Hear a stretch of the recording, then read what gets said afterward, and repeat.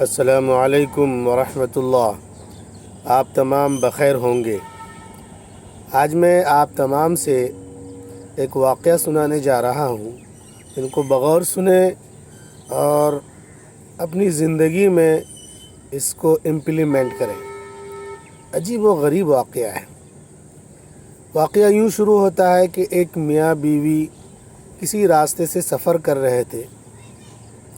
اچانک بارش ہو گئی تو راستے میں کیچڑ وغیرہ بھی پیدا ہو گیا۔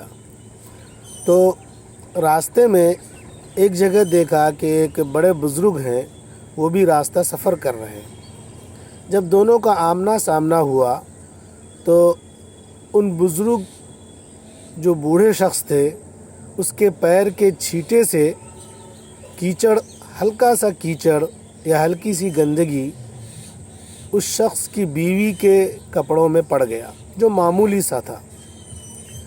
اس شخص نے اس اللہ والے کو بہت غصہ دکھایا، بہت برا بھلا کہا، اور اس نے یہاں تک کہا کہ تمہاری مجال کیسے ہوئی کہ میری بیوی کے کپڑے گندے کر دیے، اور اس نے برداشت نہ کرتے ہوئے اس اللہ والے کو ایک زوردار تھپڑ مار دیا۔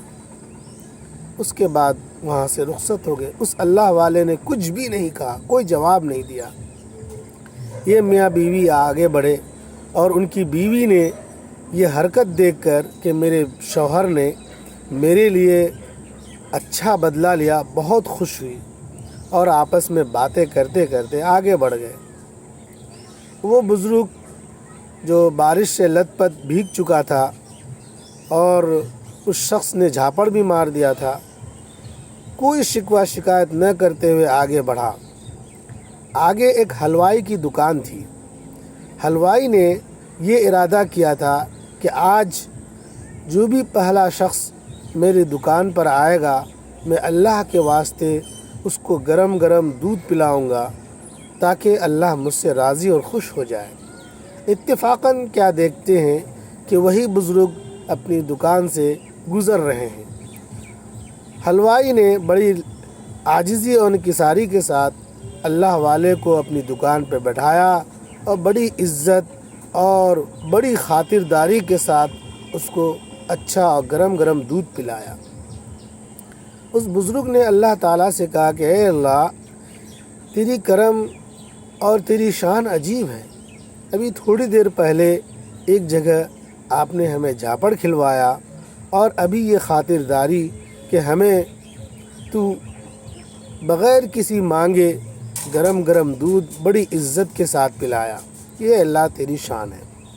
خیر، وہ میاں بیوی چلتے چلتے اپنے گھر تک پہنچے، اور گھر پہنچنے کے بعد جیسی وہ شوہر اپنے گھر کے زینے پر چڑھ رہا تھا، پیر پھسل گیا اور گردن کے بل گر گیا اور وہیں اس کی موت واقع ہو گئی۔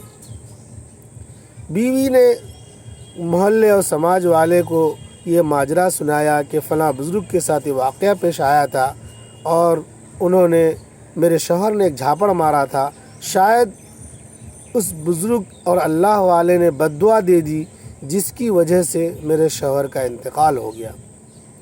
خیر، کچھ لوگوں نے مل کر اللہ والے کے پاس جا کر بات کی کہ کیا آپ نے اس کو بد دعا دے دی؟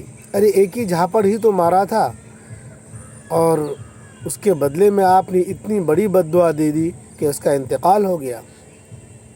اس بزرگ نے کہا کہ میں نے کوئی بد دعا نہیں دی، میں نے اللہ تعالیٰ سے کوئی شکوہ شکایت بھی نہیں کی۔ شوہر کو بیوی سے بے انتہا محبت تھی، لہٰذا محبت کے مارے انہوں نے مجھ سے بدلہ لیا۔